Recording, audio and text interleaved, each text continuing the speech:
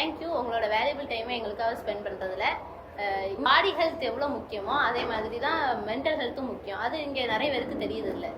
அது உங்களோட எக்ஸ்பீரியன்ஸை எங்கள் கூட ஷேர் பண்ணுங்க சார். வணக்கம், நான் doctor Rajan, associate professor Muslim arts college, mental health trainer. Doctor Rajan's life care ஃபவுண்டேஷனுடைய கன்சல்டன்ட், ஃபவுண்டர் அண்ட் கன்சல்டன்ட். இன்றைக்கி பார்த்தீங்கன்னா பாடி ஹெல்த்து அண்ட் மென்டல் ஹெல்த்னு இது எல்லாமே மென்டல் ஹெல்த் தான் இன்றைக்கி வந்து ரொம்ப ஒரு முக்கியமான ஒரு விஷயமா இருக்குது. ரெண்டு விஷயம் வந்து நம்ம இப்போ பழமொழி சொல்லுவாங்க, கண்ணால் காண்பது தான் நம்ம முதல் ரசிப்போம்.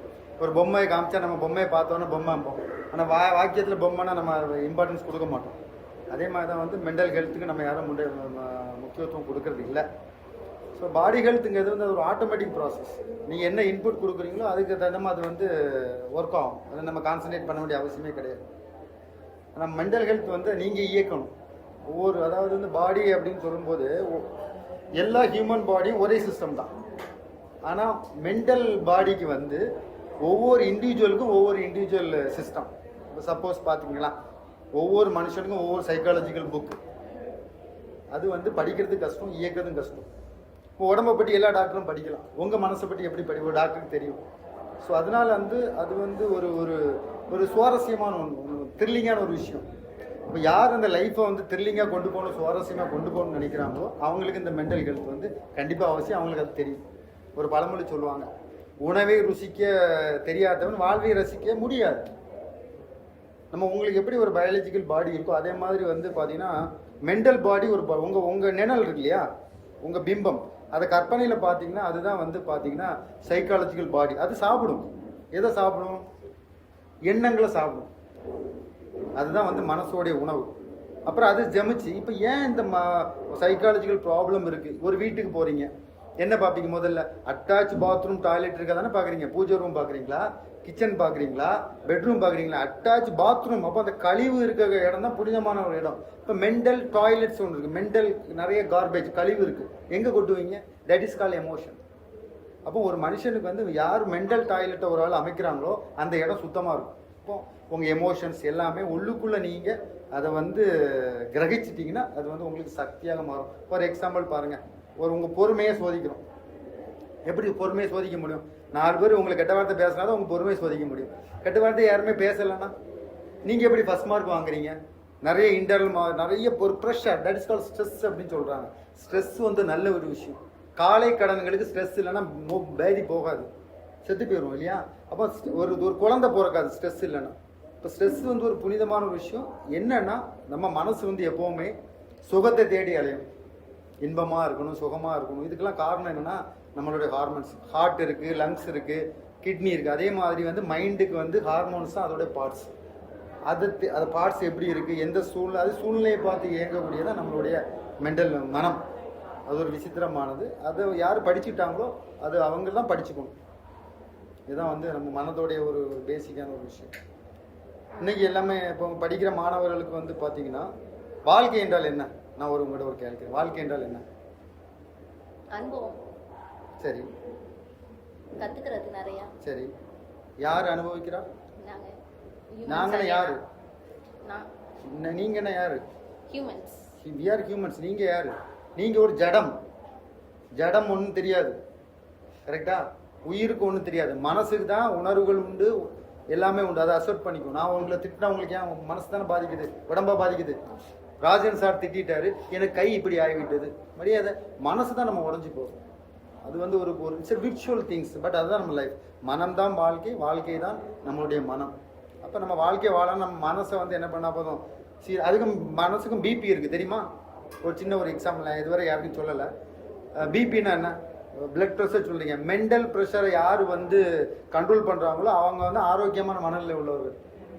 வேகமாக போயிட்டீங்கன்னா என்ன ஆகுது? ஆக்சிடென்ட் ஆகிரும் இல்லையா? இப்போ இந்த உடம்புக்கே அழிய போகிற உடம்புக்கே நீங்கள் என்ன பண்ணுறீங்க? 80, 120 லப்டாப் வச்சுருக்கிறீங்க. இப்போ இதுக்கு ஒரு ஸ்பீடு இருக்குது. இந்த ஸ்பீடை போக போக கோபம், வியப்பெல்லாம் வர காரணம் வந்து இந்த ஸ்பீடை நீங்கள் கண்ட்ரோல் பண்ணணும். அது எப்படி கண்ட்ரோல் பண்ணணும் அப்படின்னா, இப்போ வந்து உங்கள் மூச்சு தான் வந்து என்னது உங்கள் உயிரோட்டத்தை கவனிக்குது. அந்த மூச்சோட நீங்கள் கண்ட்ரோல் பண்ணி கொண்டு போனீங்கன்னா அது வந்து நல்லாயிருக்கும். ரெண்டாவது வந்து பார்த்தீங்கன்னா ஒரு முக்கியமான ஒரு விஷயம், யாருக்குமே ரசிக்க தெரியல. இன்னொரு வேதனையான விஷயம், எல்லாருமே ஒரு கோமா ஸ்டேஜ்லாம் போகிறாங்க. பார்ப்பீங்க, லெஃப்ட்டில் இண்டிக்கு போட்டு ரைட்டில் போவாங்க. ஒரு ஃபேஸை பார்த்தீங்களா? இந்த உலகத்தில் எல்லாம் ஒரு டென்ஷன்லேயே இருக்கிறாங்க. யாருக்கு ஹாப்பியாக இருக்கிறாங்க? ரெண்டு பேர் ஹாப்பியாக இருக்கிறாங்க. கருவில் இருக்க குழந்தையும் கல்லறைகளுக்கு போனமும் தான் சந்தோஷமா இருக்கு. மிச்சம் எல்லாருமே வந்து ஒரு கோமா ஸ்டேஜில் தான் இருக்கும். கரெக்ட் தானே? உங்களால் ஒரு மணி நேரம் செல் இல்லாமல் வாழ முடியுமா? செல்லு இல்லாமல் வாழ முடியாது. அந்த செல்லு பெருசாக, அந்த செல்லு. அப்போ என்ன, ஒரு போதைக்கு அடிமை ஆகிட்டீங்க. உலகத்தில் ஏதாவது குடிக்கிற போதை வந்து அதுக்கு 48 மணி நேரத்தை பியூரிஃபை ஆகும். பட் இந்த மொபைல் போதை வந்து என்ன ஆகுதுன்னா, அதுக்கு மெயின் காரணம் என்னன்னா, இப்போ நீங்களாம் கேமரா எடுக்கிறீங்களா? எதுக்கு எடுக்கிறீங்க? ஏன் நான் பேசுறது ஆடியோவில் போட்டெல்லாம் கவனிக்க மாட்டாங்களா? இப்போ விஷுவலாக எடுத்தால் தான் அதுக்கு வந்து புரியும் இல்லையா? அதே மாதிரி தான் மைண்டு வந்து விஷுவல். இன்னொரு முக்கியமான ஒரு விஷயம் என்னன்னா, அந்த அந்த ஒரு 16 வயசுலேருந்து ஒரு 25 வயசு வரைக்கும் 7.5 ஸ்டார்ட் ஆகும். அந்த ஸ்டேஜில் வந்து எல்லாமே விசுவலேஷன். கனவு வருதா உங்களுக்கு? வெளியே சொல்லக்கூடிய கனவு எல்லாம் வருமா? ஃபேண்டசி, சைக்காலஜிக்கலாக. அப்போ ஆசைப்படுது, காட்சிப்படுத்துது, விசுவலைசேஷன், இது எல்லாமே நம்ம வந்து உள்ளே ஓடுது. அது காரணம் என்னென்னா, நீங்கள் வந்து சாப்பாடு சாப்பிட்டீங்கன்னா உயிர் வாழ்வீங்க, விஷத்தை சாப்பிட்டீங்கன்னா செத்து போயிருவீங்க. நம்ம நெகட்டிவ் தாட்ஸ்லாம் விஷம், பாசிட்டிவ் தாட்ஸ்லாம் அமிர்தம். நீங்கள் சாப்பிட்றத பொறுத்து உங்கள் வாழ்க்கை இருக்கும், உங்கள் மனசு இருக்கும். இதுதான் மனசோடைய ஒரு ஸ்ட்ரெஸ் அண்ட் ஆன்சைட்டி ஹேண்டில் பண்ணுறதுக்கு உங்களோட டிப்ஸ் என்ன? அதாவது வந்து ஜென்ரலாக 2 டிப்ஸ் இருக்குது. ஒன்று வந்து மேனுவலாக உங்களை பொறுத்த என்ன ஸ்ட்ரெஸ் நம்ம பார்க்கணும். அப்புறம் வந்து காமனான ஸ்ட்ரெஸ்ஸும் இருக்குது. பஸ் லேட் ஆச்சுன்னா என்ன பண்ணீங்க? அது காமன் ஸ்ட்ரெஸ் இல்லையா? உங்கள் பேர்? ரேஷ்மிதா கிரேஸ். பஸ்ஸை மிஸ் பண்ணால் ஒன்று, ட்ரெயினை மிஸ் பண்ணால் ஒன்று, எக்ஸாம் வந்தால் ஒரு ஆங்ஸைட்டி ஒரு இருக்கும், ஒரு ஸ்ட்ரெஸ் எல்லாமே இருக்குது. அப்போ இது வந்து ஜென்ரல் திங்ஸ். இதை வந்து ஹேண்டில் பண்ணு. இப்போ உங்களுக்கு வந்து ஒரு ஸ்ட்ரெஸ், நாளைக்கு எக்ஸாம் இருக்குது, ஃபர்ஸ்ட் மார்க் வாங்கணும், எனக்கு ஸ்ட்ரெஸ்ஸாக இருக்குது, அதுக்கு என்ன பண்ணணும்னு சொல்லுங்கள்? படிக்கணும். நாளைக்கு வந்து 9:45 பஸ் இருக்குது, எத்தனை மணிக்கு போகணும்? 9 மணிக்கு போகணும்.